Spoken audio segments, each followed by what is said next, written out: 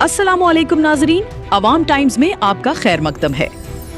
अगर एक तालिब इल्म पूरी रात जागकर मेहनत करे लेकिन इम्तिहान से पहले ही पर्चा लीक हो जाए तो क्या उसकी मेहनत की कोई कीमत रह जाती है? आज की ये खबर सिर्फ एक एहतजाज की नहीं बल्कि लाखों तलबा के मुस्तकबिल, इंसाफ और मुल्क के तालीमी निज़ाम से जुड़ी एक अहम आवाज है। वरंगल में आइडियल यूथ मूवमेंट IYM की जानिब से दिल्ली पुलिस की तरफ से मारूफ साइंसदान सोनम वांगचक को हिरासत में लिए जाने के खिलाफ इजहारी यकजहती के तौर पर एक पुरअमन एहतजाजी रैली निकाली गई। ये रैली हनुमाकुंडा के डॉक्टर BR अम्बेडकर मुजस्मा से अदालत चौरास्ता तक मुनक्किद हुई। इस मौके पर दरगाह काजीपेट के जानशीन सैयद मोहम्मद बख्तियार बियाबानी और आइडियल यूथ मूवमेंट के जिम्मेदारान मोहम्मद शहबाज और मोहम्मद शम्स ने मीडिया से गुफ्तगू करते हुए कहा कि मुल्क के तालीमी निज़ाम में फौरी और बुनियादी इस्लाहात वक्त की अहम ज़रूरत है। उन्होंने कहा कि अगर नीट जैसे अहम इम्तहानात के पर्चे बार बार लीक होते रहे तो लाखों तलबा की बरसों की मेहनत, उनके ख्वाब और उनका मुस्तकबिल खतरे में पड़ जाएगा। ऐसे वाकयात न सिर्फ नौजवानों का एतमाद मजरूह करते हैं बल्कि पूरे तालीमी निज़ाम की शफ़ाफियत पर भी संगीन सवालात खड़े करते हैं। मुकर्ररीन ने मरकजी वजीर तालीम धर्मेंद्र प्रधान से मुतालबा किया कि नीट पेपर लीक मामले में अपनी जिम्मेदारी कबूल करते हुए जवाबदही को यकीनी बनाया जाए और मुस्तकबिल में ऐसे वाकयात की रोकथाम के लिए मौसर इक़दामात किए जाएं। इस एहतजाजी रैली में आइडियल यूथ मूवमेंट के जिम्मेदारान सैयद निजामुद्दीन, शेख खलील रब्बानी, मोहम्मद सद्दाम के अलावा स्टूडेंट्स इस्लामिक ऑर्गेनाइजेशन SIO और MPJ से वाबस्ता तलबा ने भी बड़ी तादाद में शिरकत की। जवाब दो, जवाब दो, इंडिया जवाब दो, जवाब दो, जवाब दो। नहीं चलेगी, नहीं चलेगी, तानाशाही नहीं चलेगी, नहीं चलेगी, नहीं चलेगी, तानाशाही नहीं चलेगी। आइडियल यूथ मूवमेंट की जानिब से अभी जो प्रोटेस्ट किया गया है हनुमाकुंडा की सरजमीन पर, इस किस्म का प्रोटेस्ट हर जगह जारी होना चाहिए, क्योंकि आज के दौर में हम जो देख रहे हैं, ये जो मौजूदा हुकूमत है सेंट्रल की तरफ से, आप देखिए आज जब से हर किस्म से आवाम को परेशानी पेश करनी पड़ी है, हर किस्म से आवाम को परेशानी सहना पड़ा है।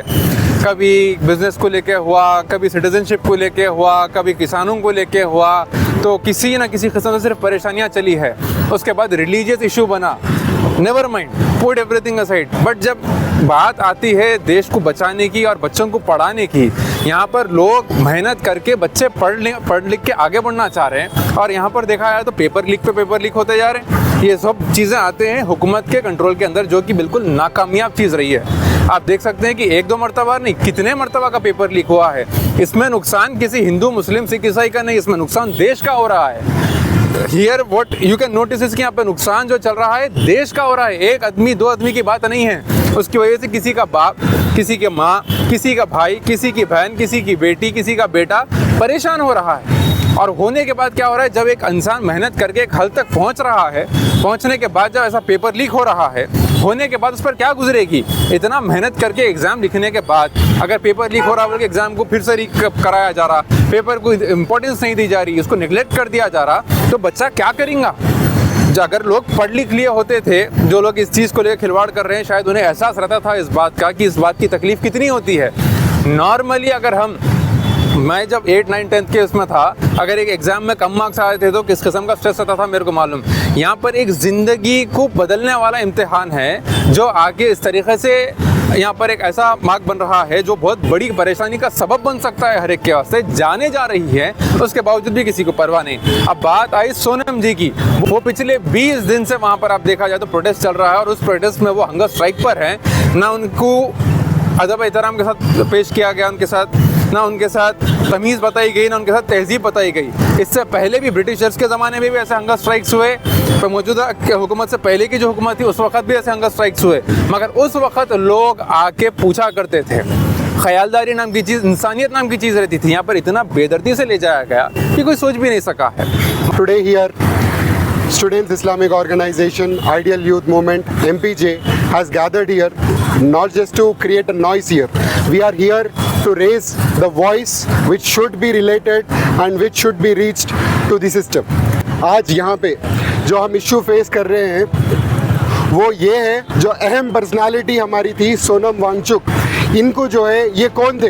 ये एक साइंटिस्ट थे। इन्होंने 1988 में एक स्कूल इस्टेब्लिश किया था जो बहुत ही डिफरेंट एजुकेशन सिस्टम प्रोवाइड करता था, प्रैक्टिकल एजुकेशन सिखाता था।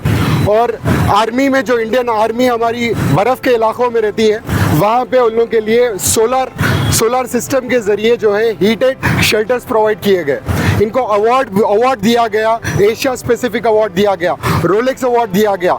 ऐसी शख्सियत जो स्टेज पे ठहर के हंगर स्ट्राइक कर रही थी, ऑल ऑफ ए सडन 17 तारीख को ये होता है कि दिल्ली की कमिश्नर जो है वो चेंज होते हैं और फौरी उसी रात 3 बजे एक अहम मीटिंग बुलाई जाती है पुलिस वालों की तरफ से, और ये मीटिंग में तय किया जाता है कल सोनम वांगचुक को इस तरीके से लेके गए कि एक सफ़ेद कपड़े में पकड़ के जैसे कि डेड बॉडी को ले जाते हैं। ये कौन सा तरीका है एक ऐसे पर्सनालिटी को एड्रेस करने का? हमारी गवर्नमेंट कम से कम आके ये नहीं पूछी ये क्या कर रहे, क्या है, इनके हक में कुछ आवाज़ तक नहीं उठाए और आके बेधड़क ऐसा उठा के ले जाए। हम कौन सी गवर्नमेंट को वोट दिए हैं?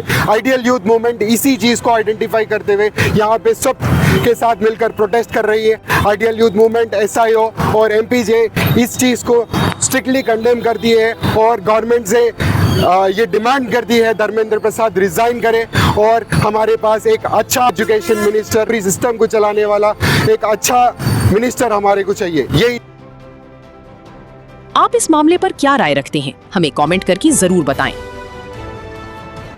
ऐसी ही अहम, बरवक्त और मुस्तनद खबरों के लिए अवाम टाइम्स को सब्सक्राइब करें, वीडियो को लाइक करें और अपने दोस्तों के साथ जरूर शेयर करें।